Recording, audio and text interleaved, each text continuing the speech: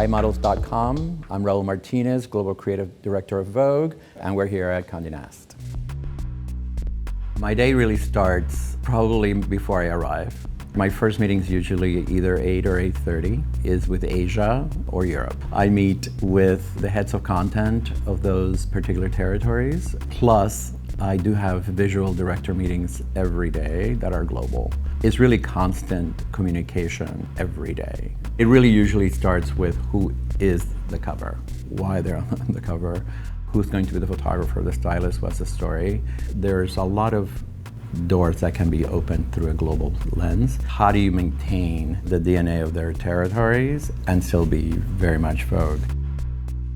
One of the things that all of them are doing right now is celebrating and taking the things that we can offer them globally, but still doing a lot of shoots locally to really maintain that authenticity. The thing that works in French Vogue does not necessarily work for Italian Vogue. The same with British Vogue in Japan. So one thing that I do feel like Vogue has is not just the fashion. The cultural piece, talking to the grander culture, I think is what makes Vogue actually quite unique.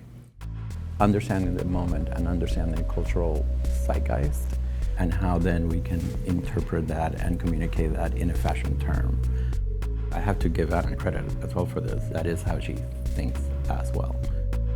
It's about the image, the people that we put in, the story, and how Vogue can tell it. This is Charlotte Wales, and she did a portrait of herself 8.5 months pregnant, and it was so lovely. We rarely get to give so much freedom to an artist. For me, it's very much about protecting the creative process. And that's, I think, what then attracts the business. So much has been inspirational. From Richter, Viola, Greg Crutzen, incredible inspiration. Like, that doesn't get old. When I left to found AR, back then it was a little bit probably more rogue. It was a really incredible moment to do advertising because the advertising was fascinated by art and cinema and all those things that we're all obsessed with. It was a very creative space to express narratives and stories and fashion itself. It really started being integrated more and more into the visual language that we're all accustomed to now. I did come back on 2009, 2010, and then I became full-time in 2014. And what I brought from the advertising was a broader thinking of, at that time, it wasn't just about the idea or the narrative lives in print. It was the beginning of how does it start influencing some of the other platforms. It was that new piece that intrigued me. I did that till right after COVID, when I left to Victoria's Secret.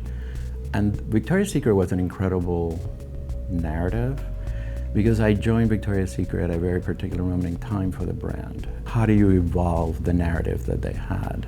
And how do you bring authenticity of diversity and female voices into a place that had not only through visuals, but also internally in the company. I think that's another piece that was very important. It wasn't just let's present, but no, let's walk the walk. My time there I hold fondly and really importantly because I think we did amazing work. I have been back and forth quite a lot with Vogue during that period that was very open and progressive in thinking.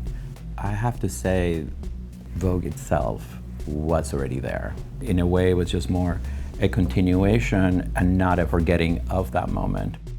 The younger generation photographers and videographers, their references and how they utilize those references are so different than one would have done in the past. When they say to me, I'm seeing this very 90s, and then all of a sudden I get the references, I'm like, wow. So this is how they see the 90s. I know that Vogue has a lot of weight to it when one deals with younger photographers or photographers that are in a particular lane. I think the perception is that we might want to shift who they might be. Actually, we're calling you because what we want is them. That is the reason why we call them. I was new to all of it. The mentorship that I did receive is invaluable to my being able to be here. But also it's my kids.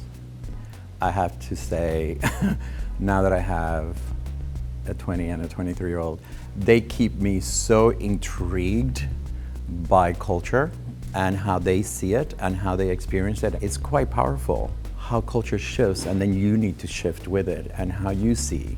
But definitely those kids are the ones that keep me quite real.